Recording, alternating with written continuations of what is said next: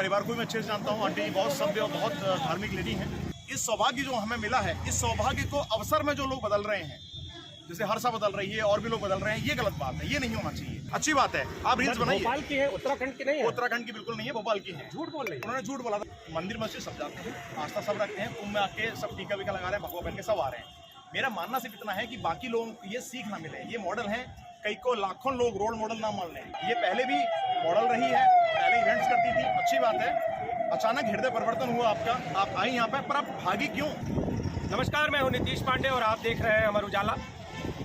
हर्षा इस महाकुंभ का आकर्षण बनी, मॉडल हर्षा, और इसके साथ ही चर्चाएं ये भी बनी कि वो सनातन की ओर आगे बढ़ के और साध्वी बनने की ओर भी बढ़ रही हैं। लेकिन इन सब के बीच हर्षा से जुड़ा हुआ एक और किरदार हम आपके सामने लेकर आए हैं।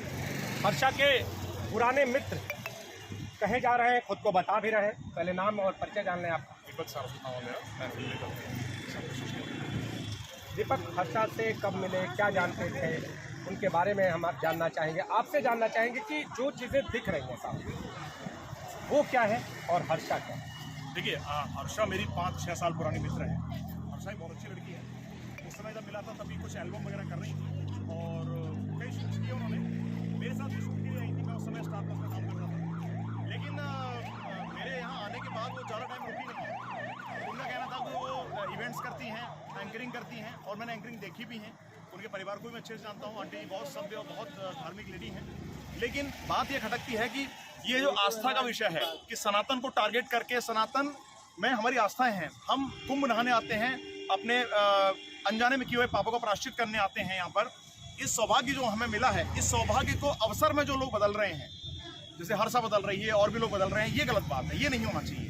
अगर ऐसा ही चलता रहा तो न जाने कितने लोग सामने आएंगे और आस्था का चोला पहन के, टीका लगा के और अपने आप को साधक या साध्वी या साधु महात्मा बता के फेमस होने की कोशिश करेंगे। ये गलत है। इस बारे में सिर्फ मेरी आपत्ति है। आपकी आपत्ति है? जी जी जी। एक चीज़ जानना चाहेंगे कि आपने इस बारे में हर्षा से बातचीत की, आपने उनको समझाने का प्रयास किया। जो बात आ रही है सामने कि वो कभी जो चर्चाएं चली कि सनातन की ओर जा रहे हैं, फिर उन्होंने इसका स्पष्टीकरण भी दिया कि कहीं मैं साध्वी बनने नहीं जा रही। लेकिन फिर भी जब ये चीज़ें सामने आई तो एक दोस्त के तौर पर आप उनसे क्या कह रहे हैं? देखो, मैं तो ये कहता हूँ कि बहुत अच्छी बात है, हम सब सनातनी हैं। हम सबको ऊपर वाले के लिए थोड़ा सा झुकान तो होना चाहिए, लगाव तो होना चाहिए। पर आप अपने आप को साध्वी कहना, स्टार्टिंग में उन्होंने साध्वी कहा, फिर ये भी बोला मैं उत्तराखंड से आई हूँ, जबकि भोपाल की हैं।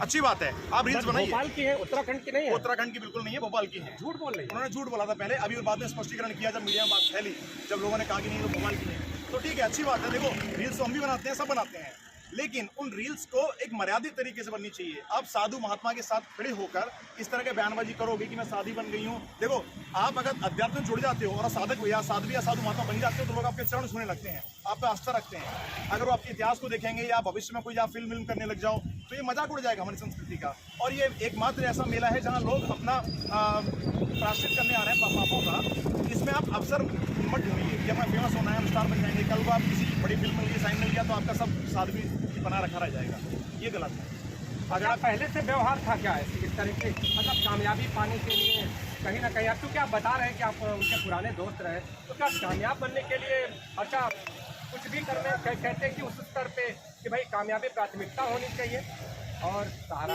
अगर ले, या फिर हम ये नहीं कह रहे, लेकिन जो चीज़ें आप बता, लोग कहते हैं बिल्कुल सही बात है, पर मैं ये कहता हूँ, देखिए, मंदिर मस्जिद सब जाते हैं, आस्था सब रखते हैं, कुंभ में आके सब टीका वीका लगा रहे हैं, भगवा पहन के सब आ रहे हैं।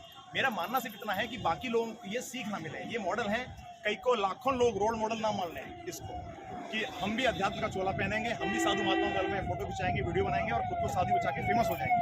मैं ये नहीं चाहता। सिर्फ ये पहले भी मॉडल रही है, पहले इवेंट्स करती थी, अच्छी बात है। अचानक हृदय परिवर्तन हुआ आपका, आप आई यहाँ पर आप भागी क्यों? बाल कैसे इतना बड़ा जटाएं कैसे? ये नकली है मेरे ख्याल से। आप पुराने फोटोज देखेंगे, ये बनवाया गया है जटाएं, और जटाएं लगाने से, टीका लगाने से कोई साध्वी या साधक नहीं बन सकता मेरे ख्याल से। अच्छा, अमर उजाला अगर हर्षा देख रही हैं तो उनके दोस्त का क्या कहना है? देखो, मैं तो ये कहता हूँ, हर्षा जी आप बहुत अच्छा काम कर रही हैं, पहले भी अच्छा काम करती थी, लेकिन मेरे आपसे रिक्वेस्ट ये है कि सनातन को लेके कोई व्यंग, सनातन को लेके एक उसकी आड़ में लेके फेमस पब्लिसिटी स्टंट मत कीजिए। और भी लोगों से आग्रह है जो इस जैसा बनना चाहते हैं कि भैया चलिए किसी बाबा के साथ खड़े हो जाते हैं, बड़े साधु महात्मा के साथ में उसके साथ में खड़े होकर फेमस हो जाते हैं। ये कहीं ना कहीं हमारी परंपरा को, संस्कृति को नुकसान पहुंचाएगा। कहीं ना कहीं हमारी आस्थाएं टूटेंगी। फिर कोई इंसान ऐसे साधु महात्माओं के चरण सुनने नहीं जाएगा, है ना। जो अगर और भी रोल मॉडल ऐसे आए तो ये खाली मेरी आपसे रिक्वेस्ट है कि आप या तो पूरी साध्वी बन जाइए अगर आपको साध्वी कहती हैं, या फिर आप सीरियस जो काम कर रही है बहुत अच्छा काम कर रही हैं, पर आपने आपको साध्वी मत करिए। तो आस्था को अवसर न बनाइए, ये कहना है हर्षा के मित्र। जुड़े रहिए अमर उजाला के साथ। अमर उजाला जीवांजलि के सारथी की मदद लें और महाकुंभ में स्नान जरूर करें।